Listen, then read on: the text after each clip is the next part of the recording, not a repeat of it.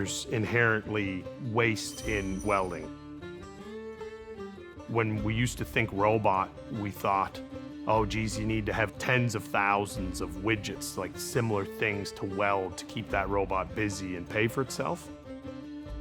The capital investment was definitely daunting. So we said, we really need something to catch up.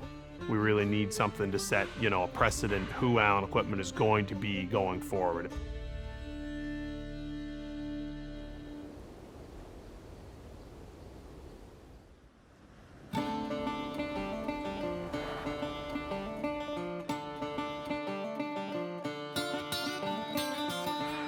Well, Allan Equipment, we're Canada's largest manufacturer of potato harvesting and handling equipment, and we're striving to be a global player.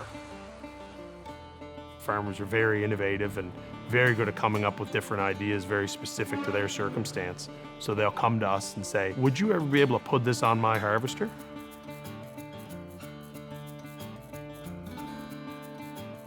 Traditionally, harvesters are a mix of power takeoff, which is your tractor powering it, hydraulic, and electric. So it's kind of three systems all jammed into one unit to harvest potatoes.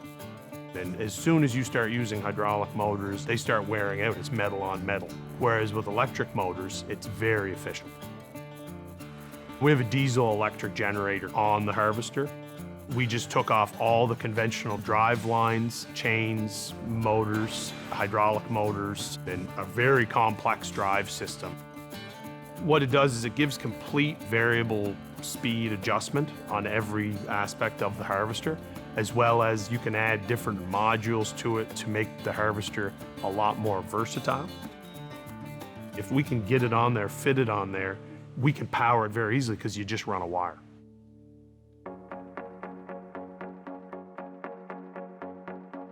Before we had the robot, it was a mix of contractors and our own welders that looked after many of the products that it's welding.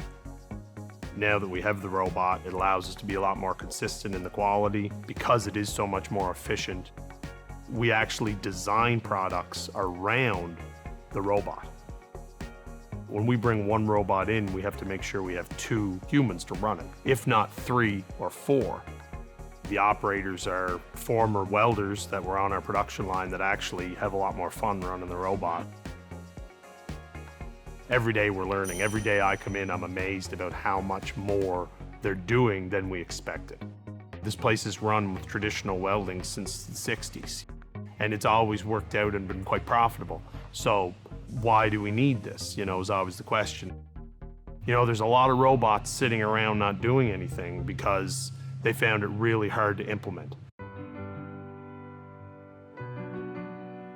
We had to hire more staff, right off the bat to learn how to do it. So take those staff out of production and teach them for, it was 4 to 5 months that we had people out of the normal production cycle and learning how to do this.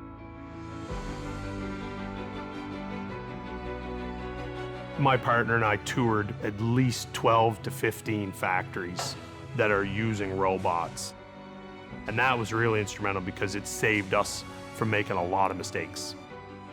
As I kind of opened my horizons to what is out there, I realized that if you just become kind of a center of excellence, it doesn't matter where you are. We have demand currently from all across the world.